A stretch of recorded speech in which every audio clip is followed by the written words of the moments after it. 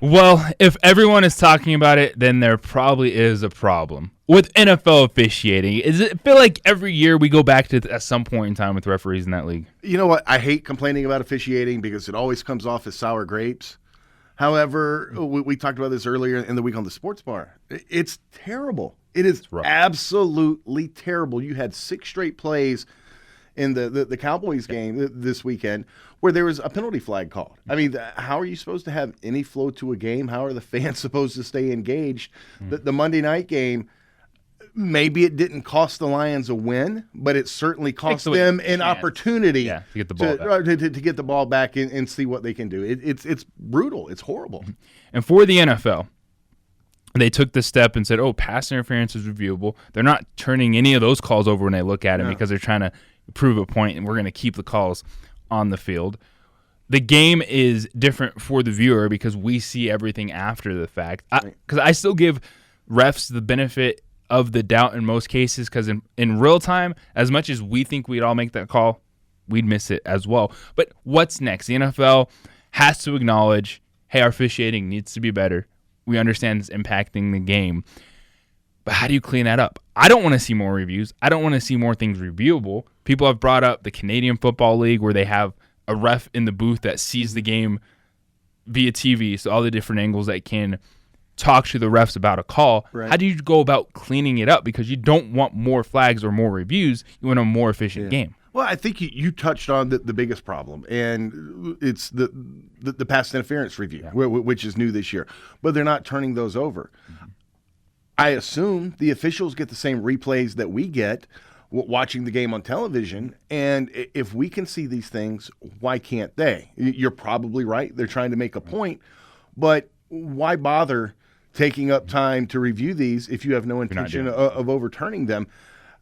Look, you're right. Calls are going to be missed on the field. That happens, but people are human. But when you're utilizing replay, there's no reason not to get it right. And that's the thing for the NFL, is it more replay and just have someone in a booth constantly checking things to where they don't have to be challenged. That's going to be the hard thing for the NFL because we all understand it needs to get better, something needs to change. But the only thing we could see is like a Tom Brady situation where he tweeted about it, and then that weekend after this Thursday night game, the calls went down. So the only thing I can see changing right now is just refs keeping that flag in their pocket, going, just let it play out on the field. Yeah, and we'll see how that goes because, in all honesty, if you really wanted to, you could probably find a reason to throw a flag on every play.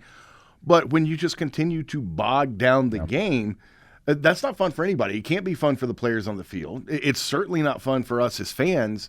Figure this crap out. Absolutely. Well, with that being said, you can be upset if you're a Lions fan. The Packers all of a sudden are 3-0 in the NFC North. Mm-hmm. I think that still is the best division, and I could see any one of those 4 teams winning a playoff game if they get there. Because right now, I'll take the Lions passing game, the Vikings running game, the Bears defense, and Aaron Rodgers. That's how I look at the NFC North. I like a little bit of everything about all those teams. And for all the drama in Minnesota around Kirk Cousins apologizing to players for not getting them the ball and Stephon Diggs wanting out and all that, when they're on, they're pretty doggone good too. So if Mitch Trubisky can get to the NFC Championship game, Kirk Cousins can absolutely find a way with that talent. Yeah. All right. Division I football once again, not the best week in the state of New Mexico. The Aggies fall to 0-7. They have a bye week, so we can wait to talk about them until next week. Bye is favored by 4.5, by the way. The bye is undefeated. Yeah. When you look at the Lobos, in the moment, there's a lot of frustration. I actually felt a little bit better after the fact. It's going to sound crazy because all the defense, yes, giving up a ton of yards. The turnover is still a problem. But with all that being said, it was a one-possession game. They had the football and actually a chance to tie it in the fourth quarter with all the mistakes that they were making. Yeah, despite the big yardages that teams are putting up against the Lobos, I don't think defense is the problem. The offense, to me, is incredibly unimaginative. Now, you're going to get your yards on the ground.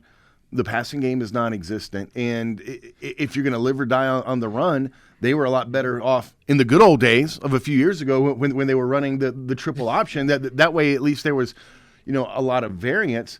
They got to figure some things out there. And, oh, by the way, hold on to the ball until you cross the end zone. Turnovers. Yep. There you go, Bryson Carroll. Ooh. Then the fumble is Teron Jones. It's a mess, but Wyoming up next for the Lobos. Yeah. And boy, oh boy, here we go. Again, check us out in the morning opening drive, 7 to 10. Sports Bar, 327.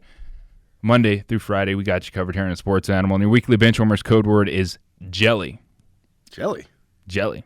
Beans and donuts, baby.